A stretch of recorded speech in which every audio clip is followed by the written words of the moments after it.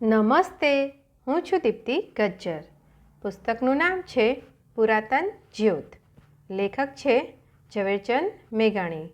પુસ્તકનો પ્રકાર ચરિત્રકથા.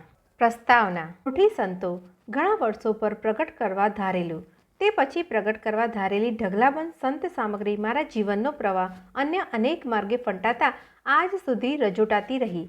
સંત સાહિત્યના પ્રેમીજનોને તેમજ મિસ્ટિસિઝમ, ભક્તિનો મર્મવાદ ભણવાની નવી ઉગી નીકળેલી દ્રષ્ટિવાળા અભ્યાસીઓને ઉઘરાણી કરતા રાખવા પડ્યા. આજે પાછા તૂટેલા ત્રાગડા સંધાયા છે ને ત્રણ સંત વાતો પ્રગટ થાય છે. પહેલી વાત સંત દેવીદાસની થોડો ખુલાસો માંગે છે. કંઠોપકંઠ સચવાતી આવેલી એ વાર્તામાં થોડાક પાઠાંતર છે.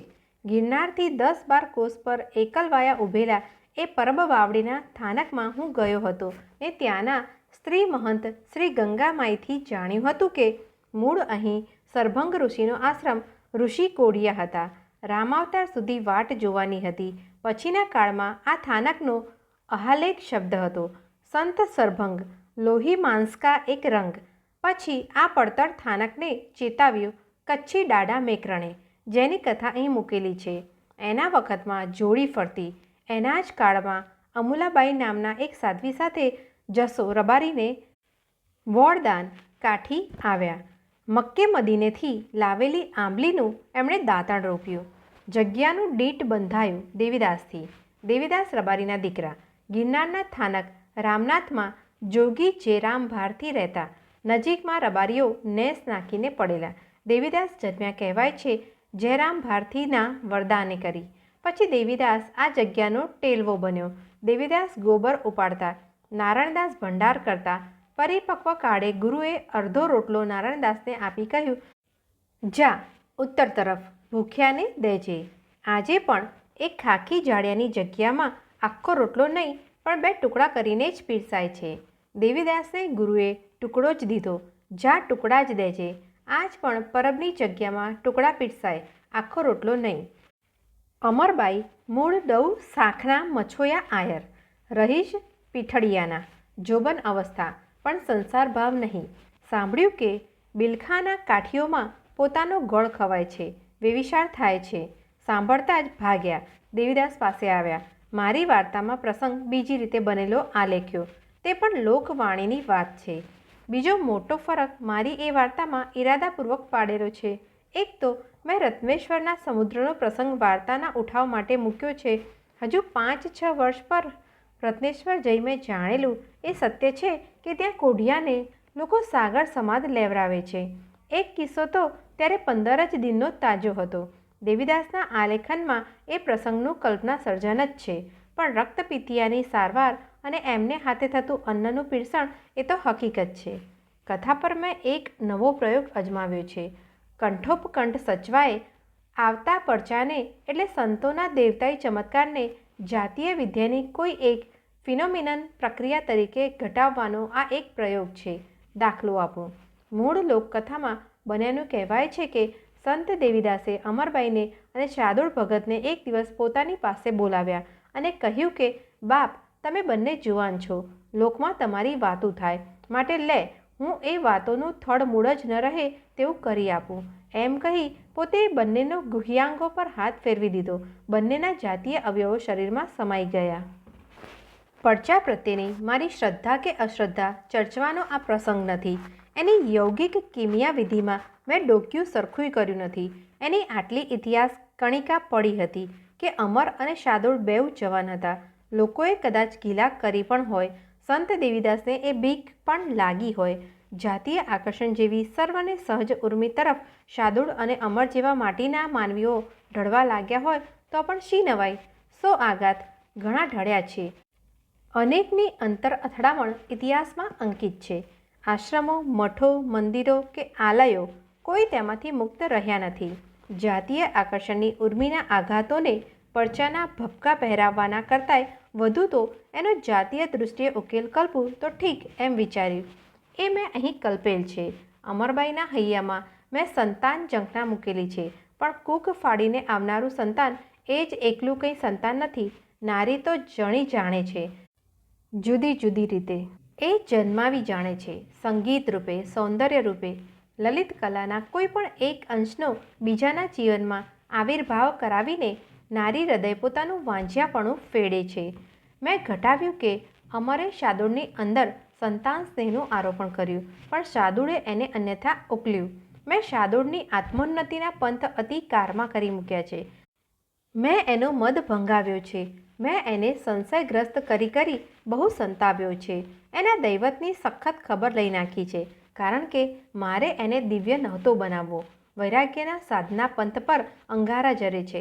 કસોટીથી રહિત સસ્તા વૈરાગ્યને પામનારા કાં જન્મથી જ જોગી હોય ને કાં નિસ્તેજ નિવીર્ય હોય. શાર્દૂળ ભગતને મારે એવા નહોતા કરી મૂકવા. એને મેં મૃત્યુમાં પણ એકલતા ભોગવતા બતાવ્યા છે. એ તો છે મૂળ લોકકથાનો જ અંશ. એમને ભેડી સમાધ લેવા નહોતી આપી. શા માટે નહીં? કારણ ગમે તે હો, પણ અમરબાઈને સંત દેવીદાસે સાથે સમાવા તેડી લીધા. તેનું તો કારણ પણ મેં પ્રચલિત લોકકથામાં પકડ્યું છે. અમર બાપ, હજુ તારી અવસ્થા થોડી છે? તું અજવાળી તોય રાત છો. એ શબ્દોની અંદર શાર્દૂળ પ્રત્યેનો ગુરુનો ભય ડોક્યું કરે છે કે નહીં? આ વાર્તામાં કલ્પનાના સંભાર પૂરીને લાંબી કથા કરી નાખવાનો મારો મોહ આટલા માટે જ જન્મ્યો કે હું એને મનોરાજ્યની કથા કરી શકું તેવા અંશો એમાં પડેલા છે. મનોવ્યાપારને રમવાની વિશાળ લીલાભૂમિ મેં આ વાર્તામાં નિહાળી. એક વૃદ્ધ, એક યુવક ને એક યુવતી, ત્રણે પાછા પોતપોતાની રીતે જુદેરા, એક જ ઠેકાણે એકત્ર મળે ને મોકળા જીવનનો પટ ખૂંદે ત્યારે હજાર હજાર ઉર્મી આવેશની ત્યાં રેખાઓ આલેખાઈ જાય. હું તો બીતો એ ઉર્મી ભૌમના દ્વાર પરથી જ પાછો વળ્યો છું. ડાડા મેકરણની કથા જેવી મળી તેવી સીધી કહેવાય છે. મેકરણની સાખીઓ કચ્છી બોલીમાં છે. એને શુદ્ધ કરી દઈ અર્થો આપનાર કચ્છી લોક સાહિત્યના સંશોધક કવિ શ્રી દુલેરાય કારાણીનો હું ઋણી છું. જેસલ તોરણના કથા પ્રસંગમાં બરાબર લોકવાણીને અનુસરેલો છું. વહાણ ડૂબવાની ઘટના ઘણાના માનવા મુજબ સાચે સાચ બની નથી, પણ માત્ર રૂપક છે. એક સમસ્યા ઊભી જ રહી છે. જેસલ તોરલ દંપતી ભાવે રહ્યા હતા કે નહીં? મેં એ વાતની છેડતી કરી નથી. મૃત્યુને માંડવડે છેલ્લી સમાધિ વેળા જ એમણે લગ્ન સાધ્યું. એ મુદ્દો મને ભજનમાંથી જડ્યો છે ને એની ભવ્યતા સચવાય માટે મેં તોરલના ગર્ભને કાઠીપતિનો જ લેખવ્યો છે. જેસલ તોરલ વચ્ચે જાતીય ભાવ મને લાગે છે કે સબ્લિમેટેડ ઉન્નત બની રહ્યો હતો.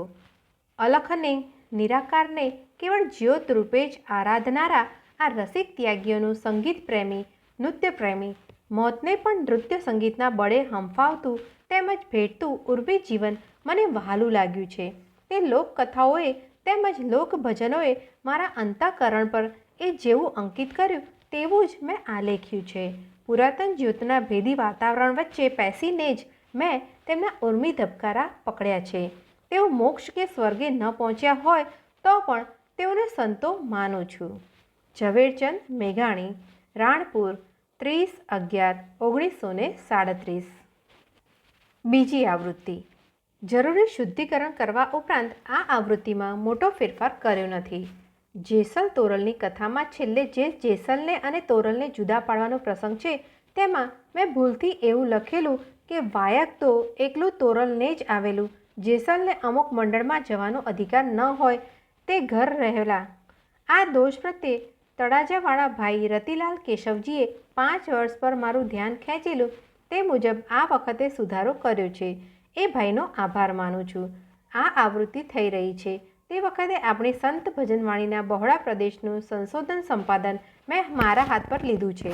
લોક સાહિત્યની દુનિયાનો આ છેલ્લો અને સર્વ ઉત્કૃષ્ટ વિભાગ છે. એનો સંગ્રહ પુસ્તક આકારે વેળાસર પ્રગટ થશે. અત્યારે એની પ્રસાદી હું ફૂલછાપ સાપ્તાહિકમાં પીરસતો રહું છું. એકંદરે લોકવાણીની આટલી સામગ્રી હું ગુજરાત પાસે રજૂ કરી શક્યો છું. સ્ત્રી ગીતો રધિયાળી રાતના 4 ખંડોમાં, ચૂંદડીના 2 ખંડોમાં, હાલરડાના 1 ખંડમાં, પુરુષ ગીતો સોરઠી ગીત કથાઓમાં, ઋતુગીતોમાં, વ્રત સાહિત્ય કંકાવટીના 2 ખંડોમાં, કથા સાહિત્ય સૌરાષ્ટ્રની રસધારના 5 ખંડોમાં, સોરઠી બહારવટિયાના 3 ખંડોમાં, દાદાજીની વાતોમાં રંગ છે બારોટમાં, સંત ચરિત્રને સંતવાણી સોરઠી સંતોમાં, પુરાતન જ્યોતમાં અને આગામી ભજન સંગ્રહોમાં. વિવેચન, લોક સાહિત્ય, ધરતીનું ધાવણ, ચારણો અને ચારણી સાહિત્ય, લોક સાહિત્ય, પગદંડીનો પંથ એટલા પ્રગટ છે. મુંબઈ યુનિવર્સિટીના ઠક્કર વસંતજી માધવજી વ્યાખ્યાનમાળાના વ્યાખ્યાનો છપાવવા બાકી છે. ઉપલા સર્વની ઉપર નવો જ પ્રકાશ પાડે તેવો એક પ્રયાસ એ ટાંચણ પથીના પાના એ મથાળા નીચે ઉર્મી માસિકમાં શરૂ કર્યો છે. લોક સાહિત્યના સંશોધનના છેલ્લે 22-23 વર્ષો દરમિયાન મેં જે ટાંચણ કર્યા છે તેના આધારે મારા સંશોધનનો ઇતિહાસ લખી રહ્યો છું.